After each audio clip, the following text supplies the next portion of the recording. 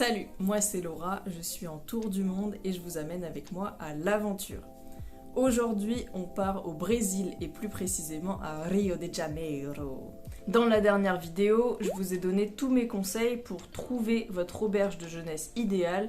Et justement, aujourd'hui, je vais vous montrer les 6 hébergements que j'ai eu l'occasion de tester pendant mon séjour de 2 semaines à Rio, dont un avec une vue magnifique, lever de soleil sur le pain de sucre. Je pense que vous allez apprécier, donc c'est parti!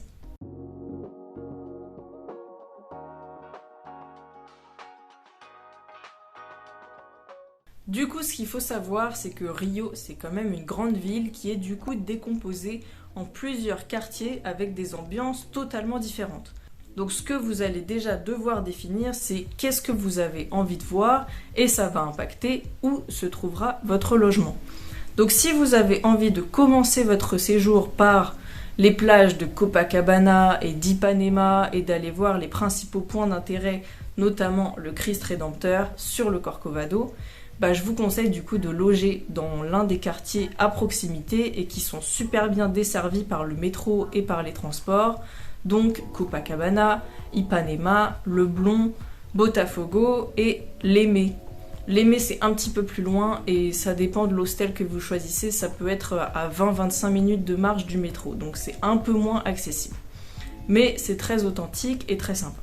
Donc après tout ça, si vous avez plutôt envie de visiter des musées et de vous rapprocher du centre-ville, il y a donc le Centro, il y a Gloria et il y a Lapa, avec notamment l'aqueduc magnifique avec ses arcs.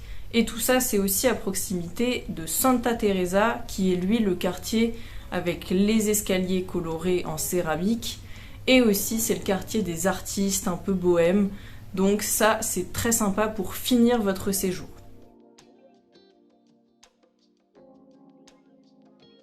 Maintenant qu'on sait tout ça, je vais vous parler des 6 hostels que j'ai pu tester à Rio avec leurs différents quartiers et surtout je vais vous donner pour chacun les points positifs et les points négatifs. Du coup, mon premier hostel se trouvait à Gloria, donc à proximité du centre-ville et surtout à proximité immédiate du métro pour rejoindre tous les endroits de la ville très facilement. Donc ça s'appelle le Por El Mundo Hostel. Donc en gros, les points positifs, c'est que du coup, il est à 5 minutes du métro, donc ça c'est pratique, qu'il y a des soirées samba à Gloria qui sont très sympas, et que c'est assez confortable parce qu'il y a plusieurs endroits où se poser avec des canapés, des fauteuils, donc franchement c'est assez cool. Il y a aussi une cuisine commune, donc si vous voulez cuisiner sur place, c'est possible. Après les points négatifs,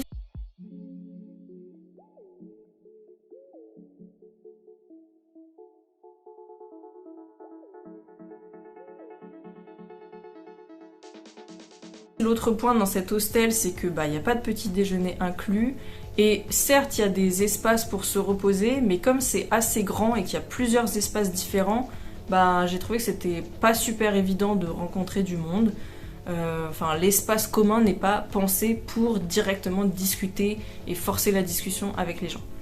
Après ça, je suis partie dans un autre quartier, celui de Santa Teresa, et j'ai testé la Casa 48. Ici, j'ai passé seulement une seule nuit puisqu'il n'y avait plus de dispo, mais c'était vraiment magnifique. Déjà, j'ai pris une chambre privée, il y avait un hamac au-dessus du lit, c'était incroyable. Tu te mets dans ton hamac et là, tu vois quoi? Une vue magnifique sur tout Rio, sur toute la baie et sur le pain de sucre. C'était vraiment, vraiment fou. Et le lendemain matin, en gros, je me suis levée à 5h du matin, exprès pour aller voir le lever du soleil, tout en haut de l'hostel, parce qu'il y a une baie vitrée avec un balcon. Et là, j'ai pu voir les lueurs du jour se lever petit à petit, et je suis restée 1 heure à observer le ciel changer. C'était vraiment un spectacle magique. Donc rien que pour la vue, je vous conseille tellement cet hostel, c'était magnifique. Et en plus de ça, franchement, l'hostel est super confort. Il est tenu par 2 frères français qui se sont installés là il y a quelques années, qui sont super sympas.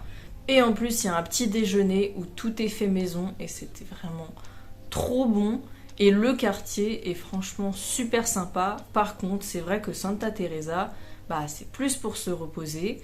Une fois que tu y es, c'est un peu compliqué, il faut prendre des Uber tout le temps pour monter et pour descendre, et c'est vachement dans les hauteurs, donc si vous y allez en marchant, c'est un peu fatigant. Et pour le coup, Casa 48, c'est trop bien, mais c'est vraiment tout en haut de Santa Teresa, donc il faut y aller soit en moto-taxi, soit en Uber, mais il n'y a pas de transport en commun. Ensuite, à Casa 48, ce qui est cool, c'est qu'il y avait aussi une petite piscine, là aussi, trop bien, vue incroyable sur Rio, j'ai pu bronzer toute la journée, lire mon livre, donc voilà, je vous conseille à fond pour vos derniers jours à Rio, la Casa 48.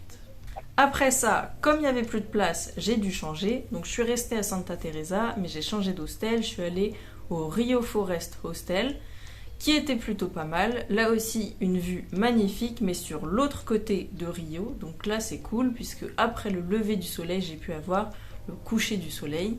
Il y avait aussi une piscine, mais pour ma part, j'ai pas pu y accéder parce que les 2 jours où j'y étais, en fait, ça avait été loué par des groupes privés pour des soirées privées.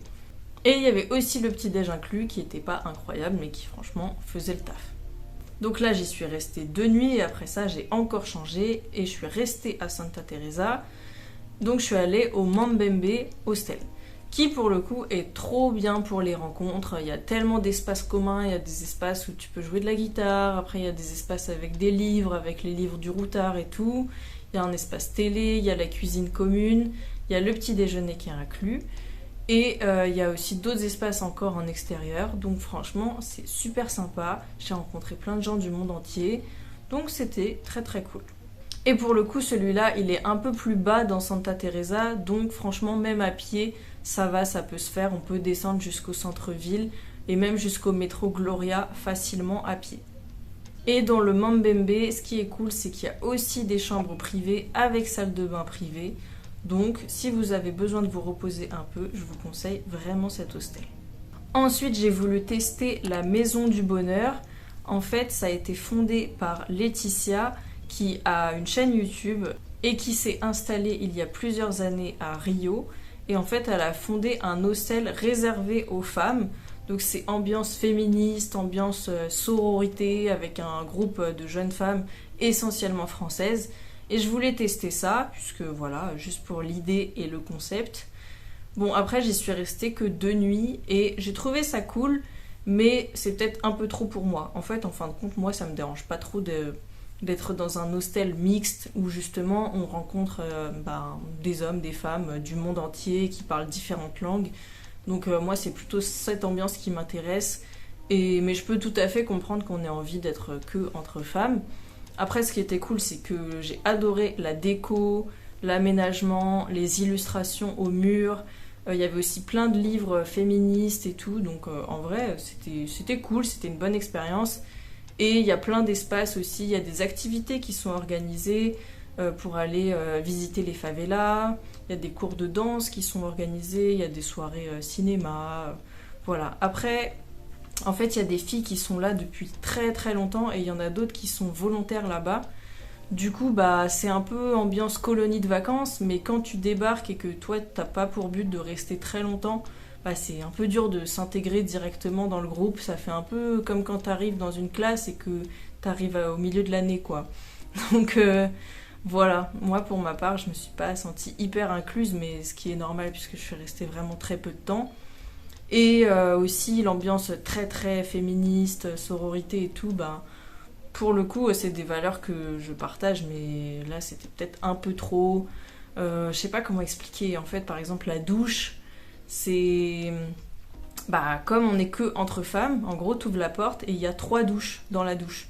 Donc tout le monde se douche en même temps. Et je pense qu'au Brésil et tout, ouais, pourquoi pas, mais... Moi, c'est pas parce que t'as le même genre que moi que j'ai envie de me doucher avec toi alors que t'es une inconnue, quoi. Donc, voilà. C'est chacun voit ce qu'il a envie d'expérimenter. Moi, je voulais tester et j'ai pas regretté, hein. Franchement, c'était quand même une bonne expérience. Le quartier est cool, l'hostel est très sympa, mais c'est pas un coup de cœur pour ma part.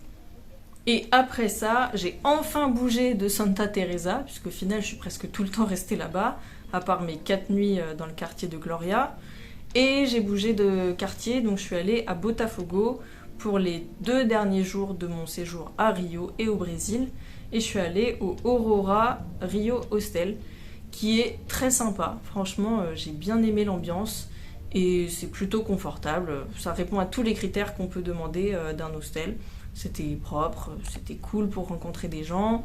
Il n'y avait pas le petit-déj par contre, enfin, il y avait possibilité d'avoir un petit-déj, mais il fallait payer un petit supplément. Et sinon, le quartier de Botafogo, franchement, c'est hyper cool. Il y a plein de bonnes adresses pour manger, notamment dans une librairie qui est super cool avec un café où tout est trop bon. Je crois que j'y ai mangé au moins 3 fois tellement j'ai kiffé.